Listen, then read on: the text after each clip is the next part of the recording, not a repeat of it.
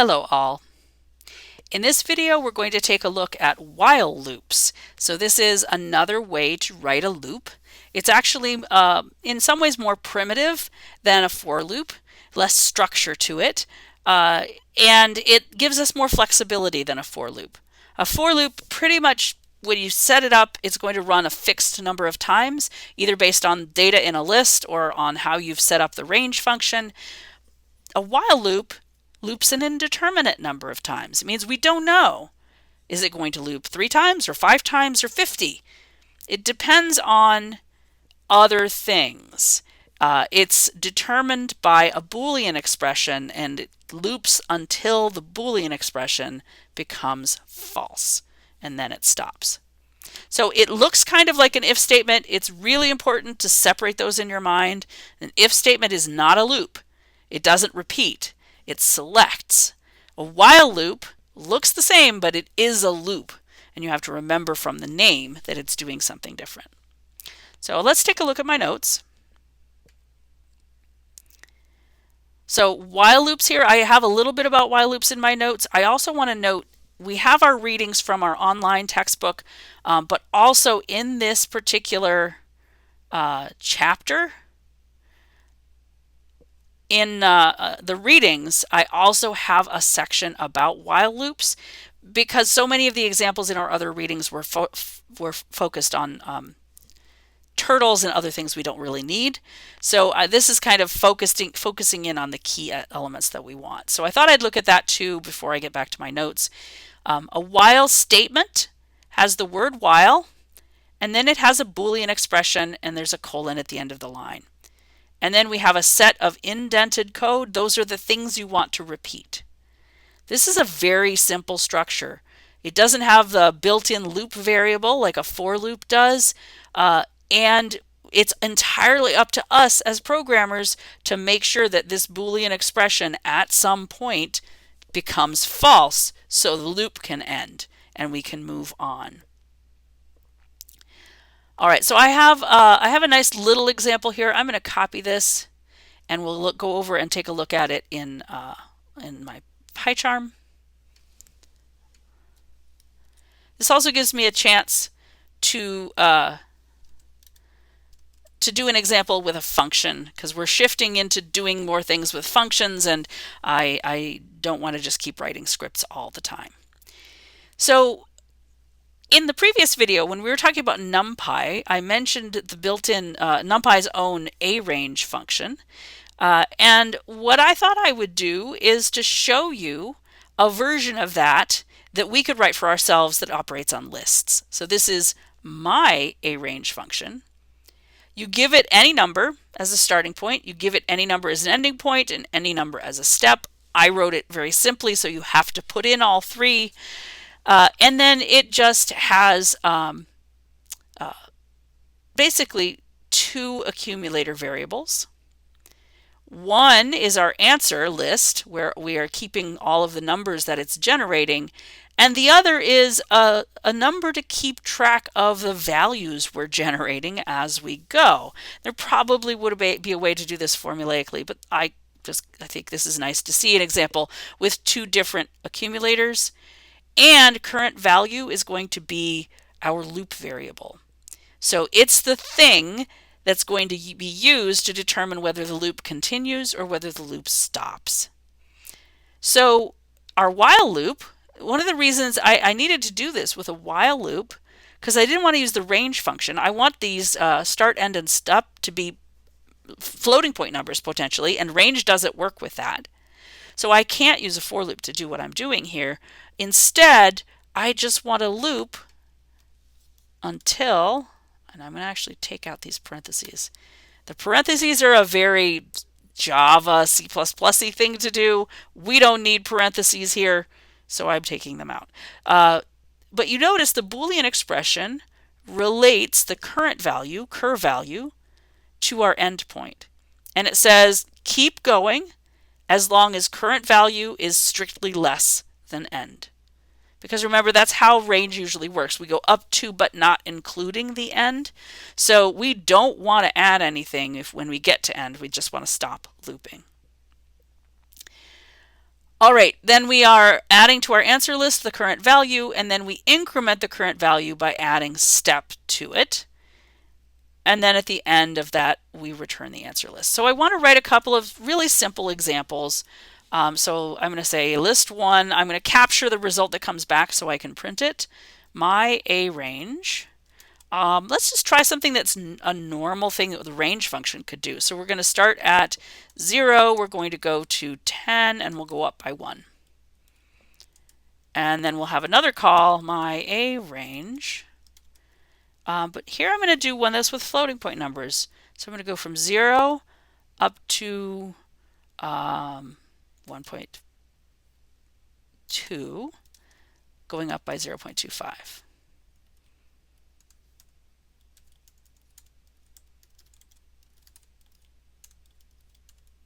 And then we'll take a look at what are the values being returned by this function. All right, so one thing we could do is to step through this with a debugger. And I'm actually going to do that. So I'm going to set a breakpoint here. I'll set another breakpoint there just in case we get bored. And we're going to step through what's happening with the debugger here. I'll make this a little bit bigger so we can see some of what the debugger is printing. And we'll just have to scroll up and down. All right, so let's run this and see what it does. Run while exams. Oh, yeah, I just ran it. Let's run this with the debugger and see what it does. All right, so it stopped right here. Not much has happened. If you look at the special variables, you will see that the name is main and my A range is defined. But we're going to use this step into my code to step through what happens. So if I click this, it should make the function call to my A range. You can see start is 0, end is 10. The step is 1. We'll set up ants list. We'll set up current value to be 0. We'll say while current value is less than end, it is. 0 is less than 10. So we'll go into the body of the loop. We'll add to ants list, and then we'll add one to step. And we come back around and we ask the question again. Is current value less than end? It is, yes, it is less than end, so we'll keep going. We'll add 1 to our list, and we just keep going.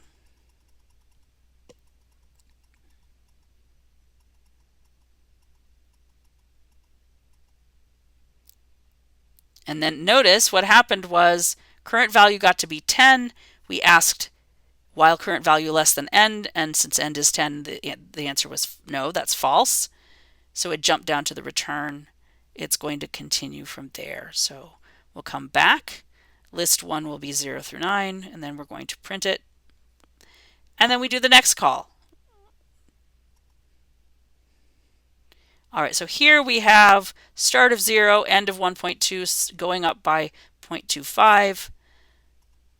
So we set the value to 0,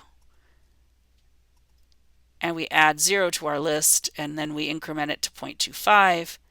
And is 0.25 less than 1.2? Yes. So it keeps going. We go up to 0.5, 0.75, 1. And then when it's 1.25, the Boolean expression here will be false. And that causes the loop to end. It jumps to the return. We'll jump back here and we'll print the result. And the code is done. So you can see that it's working.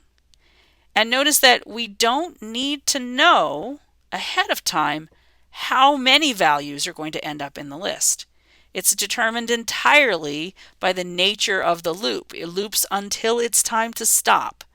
And that's just a really, really nice freeing approach for a lot of problems. All right, so there's some other things in the notes document, or in the readings actually, that are important. You want to get some practice with while loops, and there are also these other two operations that we've maybe seen a little before, but we haven't really focused on them.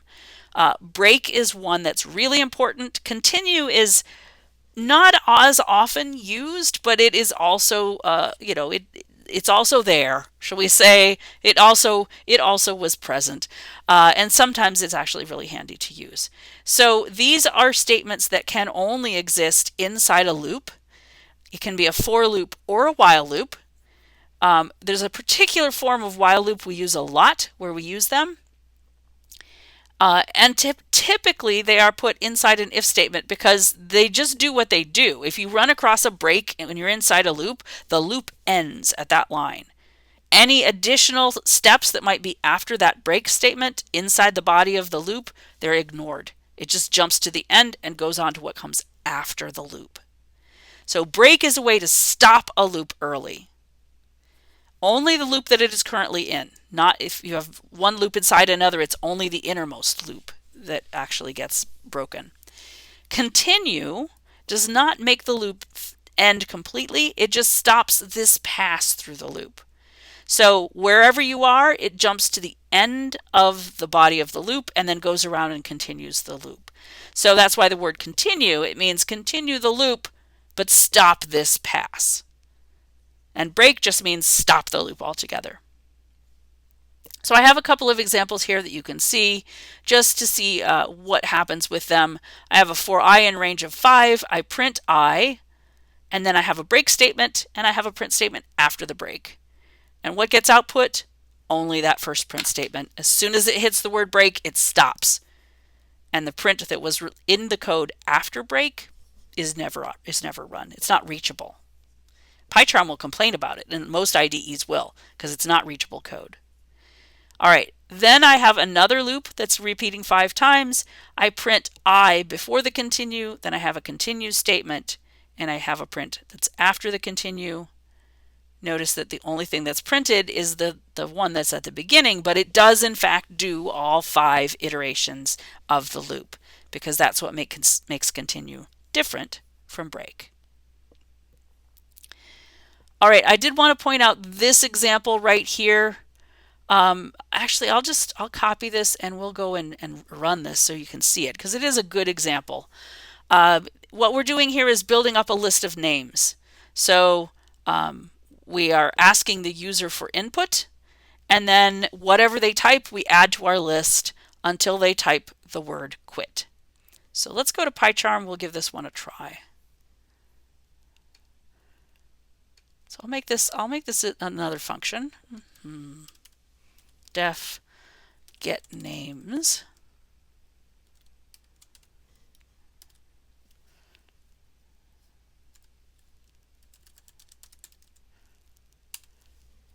All right, so I'm trying to use functions more, so we'll do that here. I'm going to drop this down just a little bit for now.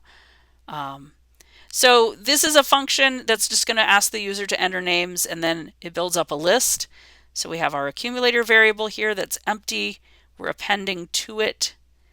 What's weird about this example is the thing that's going on this line right here. I said while true. What does that mean? Well, if you think about the Boolean expression and what we said the while loop will continue so long as the Boolean expression evaluates to true. How long will the value true evaluate to true? Forever. So this is just basically a way of saying loop forever. We don't actually want it to loop forever. Usually when we do this, it's in the context where we want to loop until something happens, but I'm going to determine whether that thing has happened inside the code, inside the loop. So here I am getting a name from the user, and then I'm checking it right here. I'm saying, did they enter quit? And if they entered quit, I'm forcing the loop to end without appending whatever they just typed to the list. So this is an alternate form. There are people who don't like this form at all because it's harder to read and it looks like you're making an infinite loop when you're not. But it also is very common, and it's convenient when partway through the body of the loop you're going to know whether you want to continue or not. And so rather than having to wait until it gets all the way back to the top of the loop, you can just break out of the loop right as soon as you figure it out. All right, I'm going to run this, but I need to go down here. We're going to take out the breakpoints that we had for our previous example, and I'm going to comment them out. Oh, and notice that I don't have to comment out the function definition up above. I only have to comment out the calls. If you don't call a function, it just sits there. All right, so now we're going to call getNames. So that's now our main script, is just call getNames, and then we'll see what that does. And I'm going to make this bigger so I can see. So I want to add some names.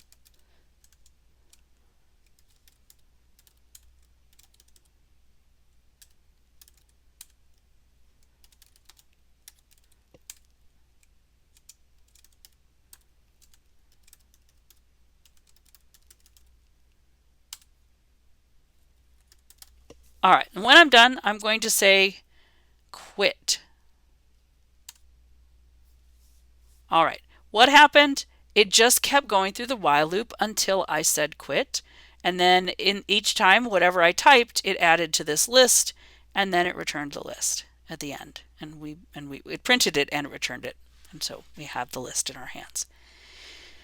This is a place where we absolutely needed to use a while loop because we don't know how many names the user wants to type in. We just want to keep reading until they're bored and decide to quit. So we can't use a for loop because we want it to go essentially indefinitely. And so we use a while loop. And then on top of that, we're using this while true form just to make things more simple in structure. If you try to do this without a while true, you'll notice that it gets a little awkward. You have to add some extra bits of code to make it work. But yes, this will just keep looping, and then the if statement will cause it to quit the loop, but only when the user types the right thing. Okay, so I'm going to stop there. This has just been a little bit of an overview of while loops in Python. I'm not going into everything about them by any means, so consider this an introduction. And again, I encourage you to find a lot of examples and try them out. Try changing them for yourself. Try writing a few to do things like talk to a user and get information from them. And hopefully in that process, they'll make more sense to you. I will see you very soon.